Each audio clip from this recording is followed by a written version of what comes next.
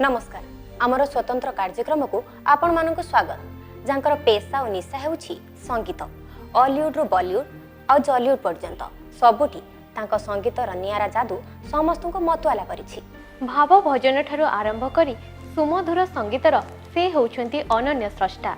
दीर्घ 4 दशंधि धरी संगीत जगतर लब्ध प्रतिष्ठित संगीत निर्देशक और कंठशिल्पी। संगीत को पेशा करी जेतिकी धन अर्जन करि नाहंती संगीत को निशा करी सेतिकी संगीत प्रेमी हृदय को जीणी पारिछंती। से आ केही नुहंती आम समस्तंकर प्रिय गीतिकार कंठशिल्पी और संगीत निर्देशक श्रीजुक्त अमरेंद्र महांती जहाकू आपण अति प्रिय रे डाकंती बोलू भाई।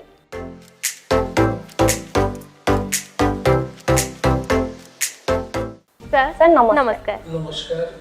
आपण को आम कार्यक्रम को स्वागत। धन्यवाद। संगीत जगत रे आपण अनेक परिचय सृष्टि करिसेंती। संगीत जगतर बादशाह कहले अत्युक्ति हब नाही।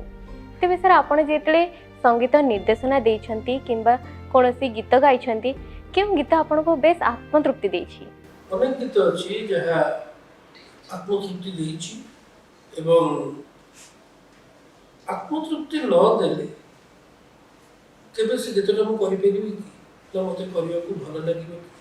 तेनु कहबो गले सब गीतर आत्मतृप्ति मिलिछि जे जे हिसाब जेमति कि गोटे चालू गीत मु विशेष चालू गीत करिया को भल पाए ना किंतु जो सिनेमा करिछि सेठी मते करिया को सिचुएशन अनुसार पडिछि। तेनु पुचुकी गाली फैशन वाली बहुत लोगों को सेते बेले भल लागिथिला এবং आज पर्यंत मते से गीत मार्केट रे अछि।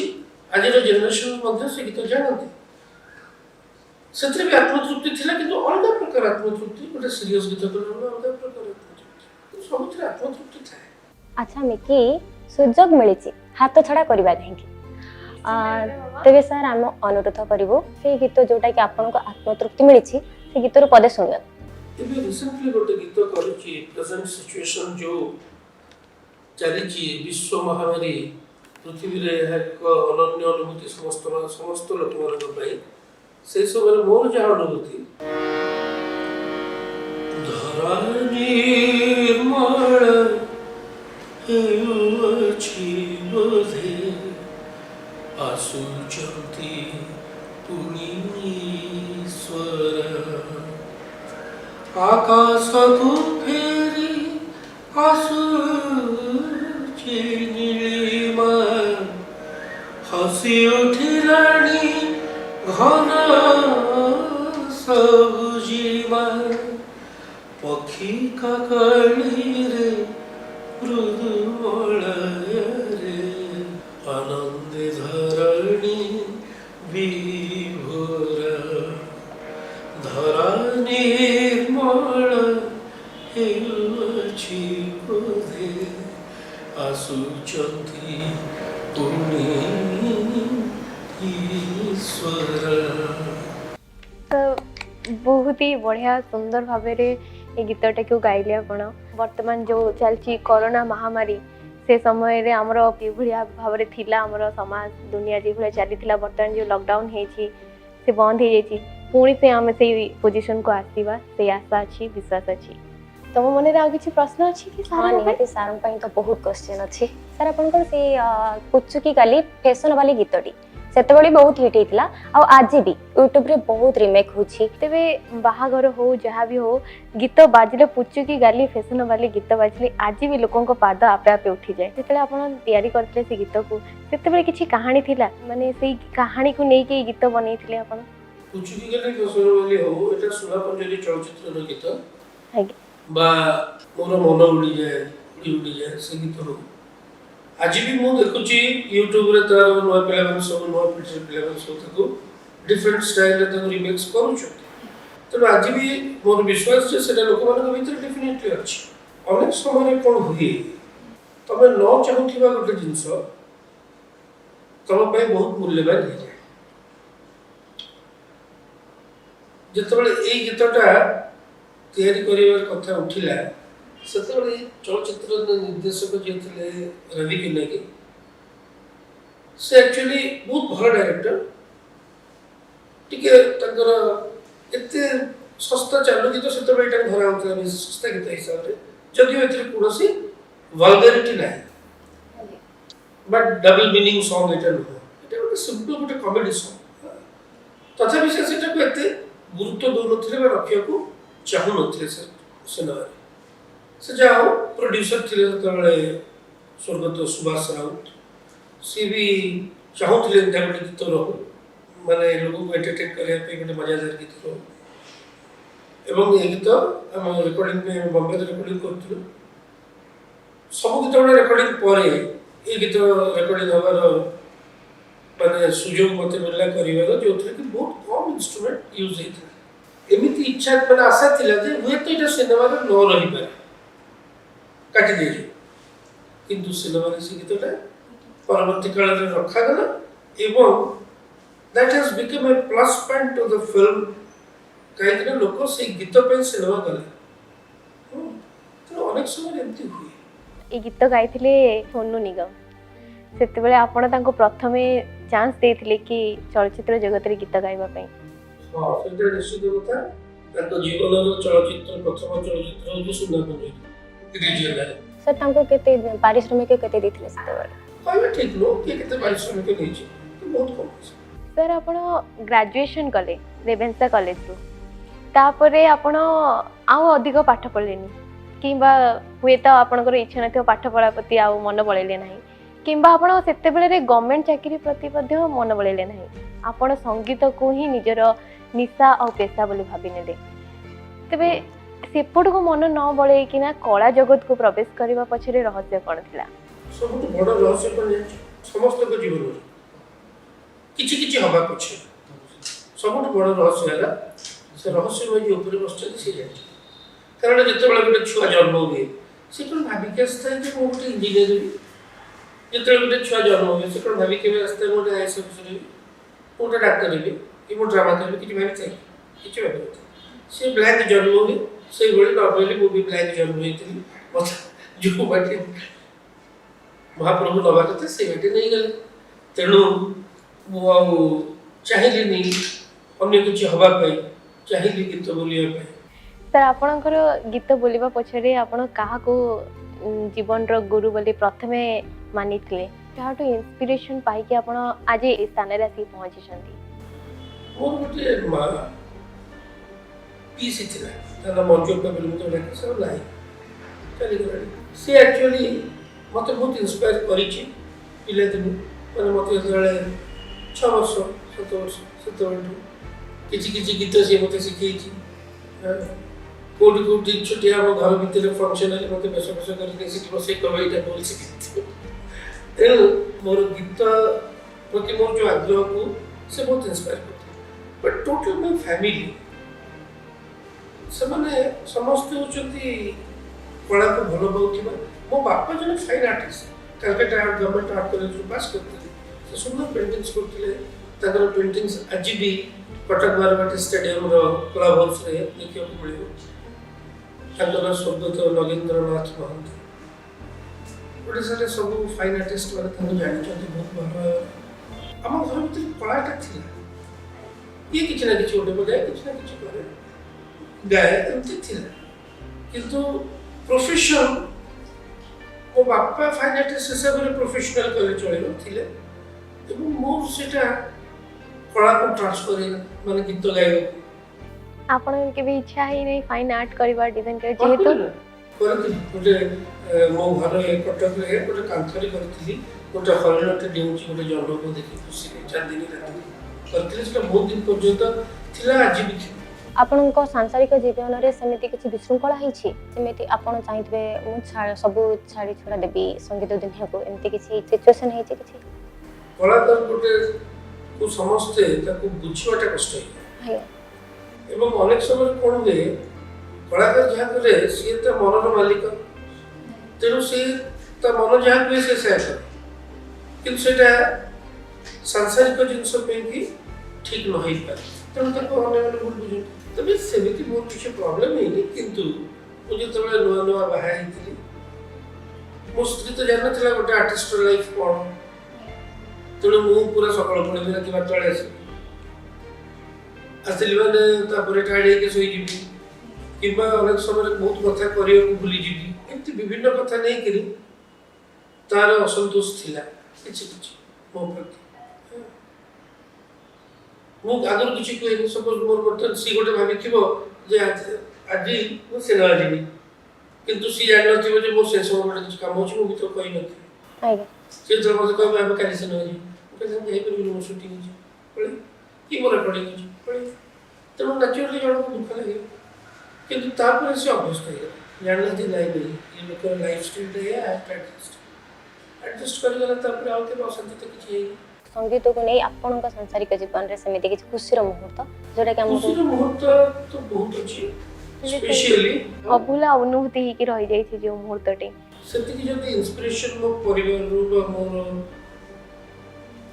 ୱାଇଫ୍ ହଉ, ମୋର ପ୍ୟାରେଣ୍ଟସ୍ ହୁଅନ୍ତୁ, ଏମାନଙ୍କୁ ଯଦି ସେତିକି ଇନ୍ସପିରେସନ୍ ମୁଁ ନ ପାଇଥାନ୍ତି ତାହେଲେ ମୋତେ ଏ ଯାଏଁ ଆସିପାରିନଥାନ୍ତି। ତେଣୁ ମୋ ସ୍ତ୍ରୀ ତ ସବୁବେଳେ ଗର୍ବ ଅନୁଭବ କରୁଥିଲା ଯେ ମୋ ପାଇଁ। ତେଣୁ ସେ କେବେ ମୋତେ ଯେତେବେଳେ ସେ ବୁଝିଗଲା ଯେ ମୋ ପାଇଁ କ'ଣ ହେଲେ ମୁଁ ଭଲ ଗୀତ କରିପାରିବି, ସେତେବେଳେ ସେ କେବେ ମୋତେ କୌଣସି ଜିନିଷ କଷ୍ଟ କରିବାକୁ ଦେଇନି।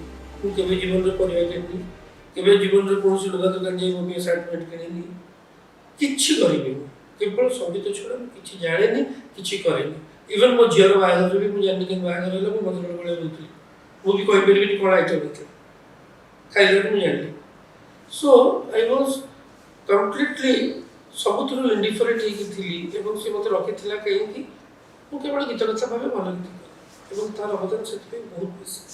ସାର୍, ସଙ୍ଗୀତ ଜଗତରେ ଆପଣ ଯେତେବେଳେ କୌଣସି ଗୀତ ନିର୍ଦ୍ଦେଶନା ଦେଇଥିଲେ କିମ୍ବା ଗାଇଥିଲେ, ସେତେବେଳେ ତ ଆପଣ ପାରିଶ୍ରମିକ ନିଶ୍ଚିତ ରୂପେ ପାଇଥିବେ।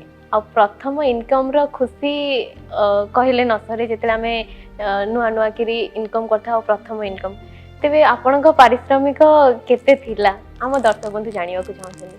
ପ୍ରୋଫେସନାଲ ଲାଇଫ୍ ଆକ୍ଚୁଆଲି ମୋର ଯଦିଓ ମୁଁ 1976 ଇନ୍ କରିଛି, ମୋର HMVରେ ରେକର୍ଡ ବି ବାହାରିଛି ମୋ ସ୍ୱରରେ, କିନ୍ତୁ ମୁଁ ପଇସା ନେଲି 77 ମସିହାରେ ଗୋଟେ ଗୀତ କରିକି ଲେଖିଥିଲି। ସେ ଗୀତ ମୁଁ HMV ପାଇଁ, ଏବଂ ମୋତେ ଗୋଟେ 25 ଟଙ୍କାର ଗୋଟେ ଚେକ୍ ମିଳିଥିଲା, 25 rupees। That was my first income. ସେଇଟା ମୋର ପ୍ରଥମ ଇନକମ୍ ବୋଲି 77 ମସିହାକୁ। ଆଉ ସାର୍ ସେ ଟାଇଟଲ୍ ଆମର ମନେ ଅଛି, ଶଳା ଶ୍ୱଶୁର ଦୁହେଁ ମିଶି ଚଢ଼େଇ ଦେଲେ ପଟି। ଗୋଟେ ଗୀତ ମୋର ବନ୍ଧୁ ଭଗର ମହାପାତ୍ର ଲେଖିଥିଲେ, ସେଟା 76 ମସିହାରେ, ତାକୁ ମୋ ଶୀତଗରାମ ଗାଇଥିଲେ।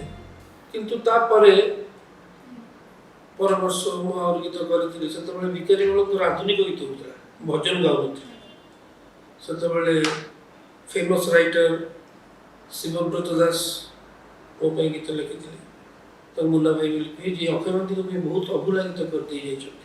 ଯାହାରେ ଭାସି ଭାସି ଯାଏ, ନଦୀର ନାମ ଅଳସ କନ୍ୟା ଇତ୍ୟାଦି ବହୁତ ବହୁତ ଫେମସ୍ ଗୀତ ସେ ଲେଖିଛନ୍ତି, କରିଛନ୍ତି ତାଙ୍କ ଜୀବନରେ। ସେ ଗୋଟେ ଗୀତ ଲେଖିଥିଲେ, ତୋର ତେରଛି ନଜର ମୋତେ ଘାରି ଦେଲା ଜଗରି, ମନ ମୋର ଚୋରି କଲା। ଏଇଟା କଲିକତାରେ ସେତେବେଳେ ରେକର୍ଡିଂ ହେଉଥିଲା, ଓଡ଼ିଶାରେ ଷ୍ଟୁଡିଓ ନଥିଲା ସେଟା, ତେଣୁ କଲିକତାରେ ରେକର୍ଡିଂ ହେଇଥିଲା, ଭିକାରୀ ବେଳ ଗାଇଥିଲେ। ଏବଂ ତା ପରଠୁ 76 ମସିହାରୁ ରେଗୁଲାରଲି ମୁଁ କାମ କରି ଚାଲିଛି ଆଜି ପର୍ଯ୍ୟନ୍ତ। ଆଉ ସାର୍ ସେତେବେଳେ ଟାଇମ୍ରେ ଯେଉଁ ପାରିଶ୍ରମିକ ପାଇଥିଲେ, ବାପାଙ୍କୁ ଦେଇଥିଲେ କି ଆପଣଙ୍କର ଯେଉଁ ପ୍ରଥମ ଗୁରୁ ଥିଲେ ଆପଣଙ୍କ ପିଉସୀ ତାଙ୍କୁ ଦେଇଥିଲେ? ଆକ୍ଚୁଆଲି ମୋର ଠିକ୍ ମନେ ନାହିଁ, ମୁଁ 2 ଜଣ ଭିତରୁ କାହାକୁ ଦେଇନି, ମୁଁ ନିଜେ ବୋଧେ ଖର୍ଚ୍ଚ କରିଦେଇଥିଲି ମୋତେ ଲାଗୁଛି। ତେବେ କ'ଣ କହୁଛ ମାମା? ସାର୍ଙ୍କର କଲେଜ ଟାଇମ୍ ଟିକେ ମନେ ପକାଇଦେବା। ନିଶ୍ଚିନ୍ତ ରୂପେ। ସାର୍, ଆମେ ଜାଣିଛୁ ଆପଣ କଲେଜ ଟାଇମ୍ରେ ବହୁତ ଦୁଷ୍ଟ ଥିଲେ। ଦୁଷ୍ଟ ମାନେ କି ପ୍ରକାର ଦୁଷ୍ଟ? ଆପଣ ଆଉ ଆପଣଙ୍କର ଜଣେ ଘନିଷ୍ଠ ବନ୍ଧୁ ସାଇକେଲରେ ବସି କଲେଜ ଯାଉଥିଲେ ଆଉ ଝିଅମାନଙ୍କୁ ଲାଇନ୍ ମାରୁଥିଲେ, ଆମେ ଯାହା ଶୁଣିଛୁ ସାର୍। ତ ସେତେବେଳର ସମୟ ଆଉ ଏବେ ସମୟ ଭିତରେ ପାର୍ଥକ୍ୟ କ'ଣ ରହିଛି? ତାପରେ ମୁଁ ସାଇକେଲ ଆଗରେ ବସିକିରି ଲାଇନ୍ ମାରୁନଥିଲି, ମୋତେ ଝିଅମାନେ ଲାଇନ୍ ମାରୁଥିଲେ। ଆମେ ଗୋଟେ LTC ରୁମ୍ ଅଛି, ଯେଉଁଠିକି ଆମର ସବୁ ସେଠି ଟ୍ୟୁଟୋରିଆଲ କ୍ଲାସେସ୍ ହୁଏ, ଅଳ୍ପ ପିଲା ଆସନ୍ତି। ସେଟା କେତେବେଳେ ସକାଳୁ ହୁଏ କଲେଜ ଷ୍ଟୁଡେଣ୍ଟସ୍, ସେଇଠି ବେଳେବେଳେ ସେଇ କ୍ଲାସ୍ ଗୁଡ଼ାକ ସସ୍ପେଣ୍ଡ ଯେଉଁଦିନ ହେଇଯାଏ, ସେଦିନ ଆମେ ବସିକି ଗୀତ ଗାଉ। ମୁଁ ଗାଏ, ମୋର ବନ୍ଧୁ ବିକାଶ ଦାସ से गिटार शिखुला से गिटार धरिक आसी बसलो आम से गीत बोलू तेना झील मैंने से भिड़ करती गीत शुणा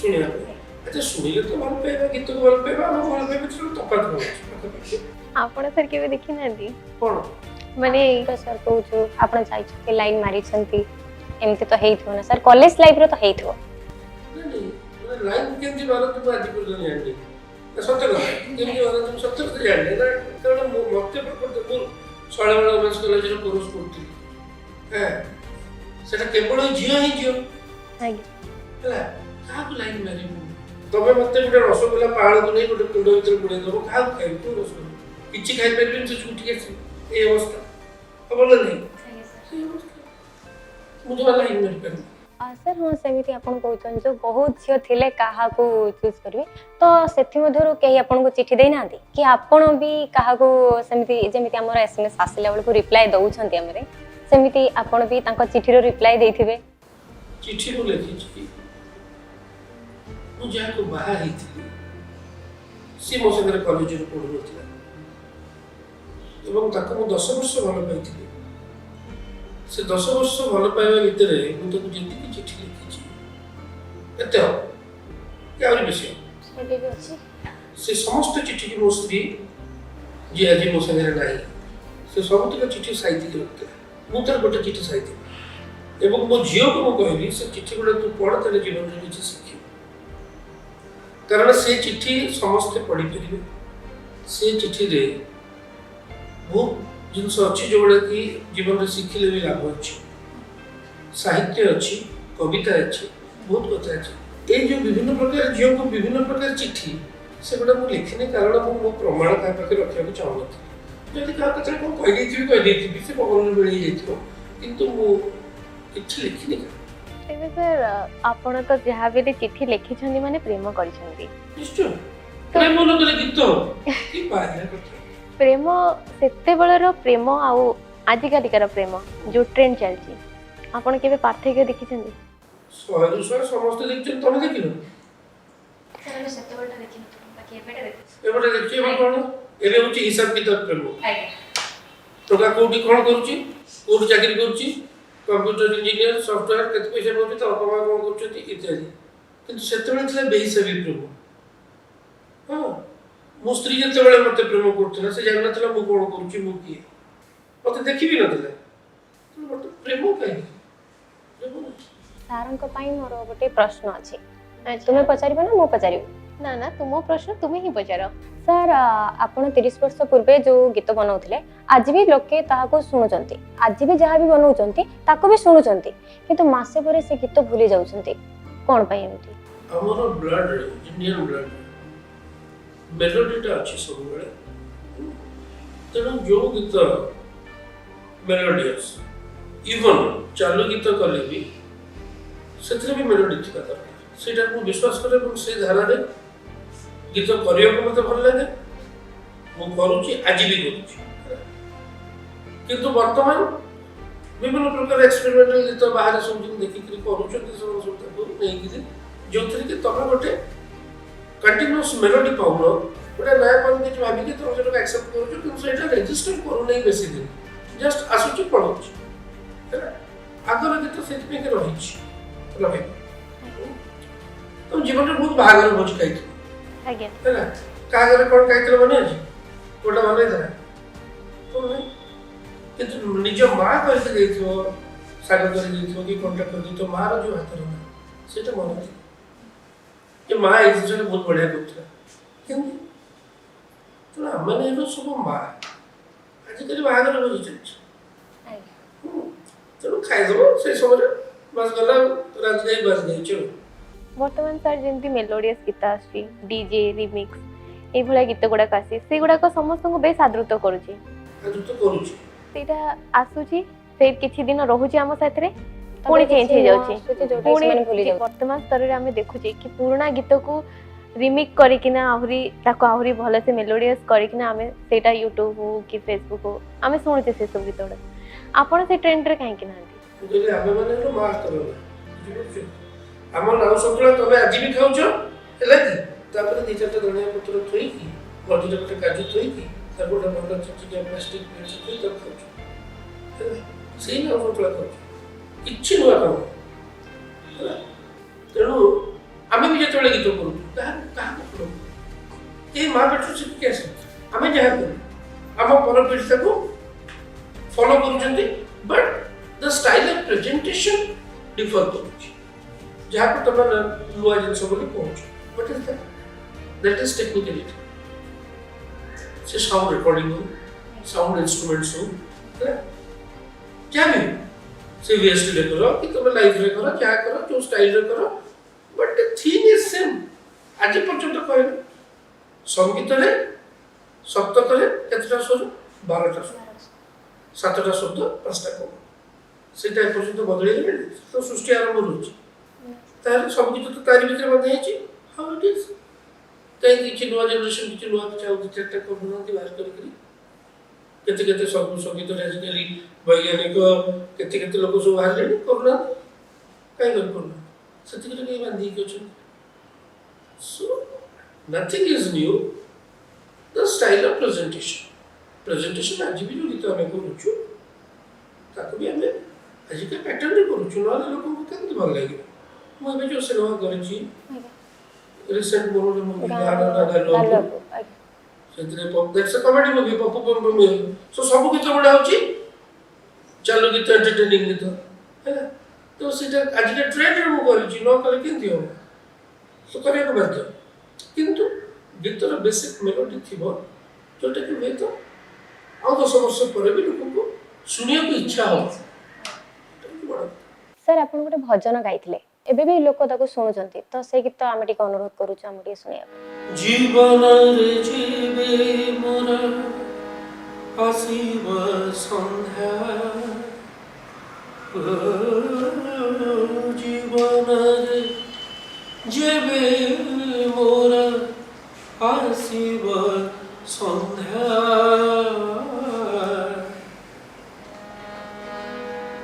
ସେଇ ସନ୍ଧ୍ୟା ହେଉ ତୋର ଭଜନ ସନ୍ଧ୍ୟା ଦୀପ ଜଳୁଥିବ ଧୂପ ଜଳୁଥିବ ଫୁଲ ସାଜୁଥିବ ବାଜା ବାଜୁଥିବ ସବୁରି ମୁହଁରେ ତୋର ନାଟି ଥିବ ଜୀବନରେ ଯିବେ ବହୁତ ଭଲ ଲାଗିଲା ହଁ ଏ ଗୀତ ହେଉଛି ଇମୋସନାଲ ଗୀତ ଗୋଟେ ପ୍ରକୃତରେ ସେଇ ସମୟରେ ଯଦି ଠାକୁରଙ୍କର ନାଁଟା ମୁହଁରେ ଥିବ ତାହେଲେ ଆଉ ପୁନର୍ଜନ୍ମ ନାହିଁ ଆଉ କଷ୍ଟ ନାହିଁ ଆସିଲା ବେଳେ ଆମେ ଗୋଟେ କଥା ହଉଥିଲେ ସାର୍ଙ୍କୁ ସେ କଥାଟା ପଚାରିବା ନିହାତି ରୂପେ ମାମା ସାର୍ ଆପଣ ପାନ ଖାଇବାକୁ ବହୁତ ଭଲ ପାଆନ୍ତି ମୁଁ ଖାଲି ମୁଁ ମୋ ବାପାଙ୍କ ମା 3 ପୁରୁଷ ଆପଣ ତ ମୁମ୍ବାଇ ଯାଆନ୍ତି ଆମେ ଜାଣିଛୁ ତ ସେତେବେଳେ ଫ୍ଲାଇଟ୍ରେ ଯାଆନ୍ତି ସେମିତି କିଛି ଅସୁବିଧା ହୁଏ ପାନ ଫ୍ଲାଇଟ୍ରେ ଗଲା ବେଳେ କେବେ ପାନ ମାନେ ଖାଇବା ଅଭ୍ୟାସ ଅଛି ମାନେ ନିହାତି ରୂପେ ସେଇ ମୋମେଣ୍ଟରେ ବି ଖାଇବା ପାନ ଗୋଟେ ଏମିତି ଜିନିଷ ଯେଉଁଟାକି ହୁଏତ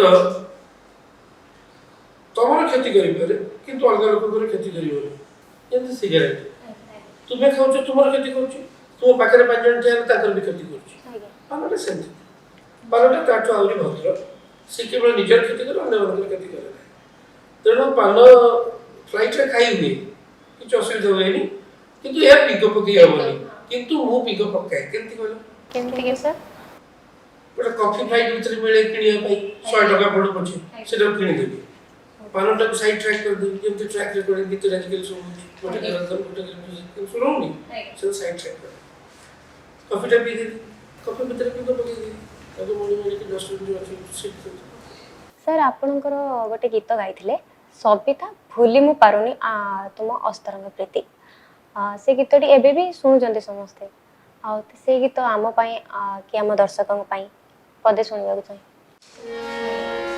ସବିତା ସବିତା ସବିତା ଭୁଲି ମୁଁ ପାରୁନି ତମର ସେ ଅସ୍ତରଙ୍ଗ ପ୍ରୀତି ଆହା ଅସ୍ତରଙ୍ଗ ପ୍ରୀତି ଖୋଜିବୁ ପାଉନି ଲବଙ୍ଗ ଦୀପରା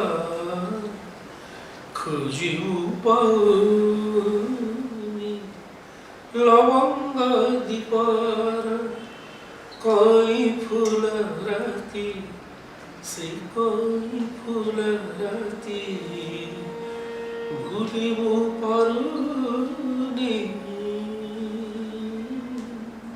ସମୟ ହେଇଯାଇଛି କାର୍ଯ୍ୟକ୍ରମକୁ ଏଇଠି ରଖିବାର। ପୁଣି ଥରେ ଦେଖାହବ ନୂଆ ଅତିଥିଙ୍କ ସହ ନୂଆ ଅଧ୍ୟାୟରେ। Till then, take Take care. care. Bye bye. Stay home. Stay safe. Namaste.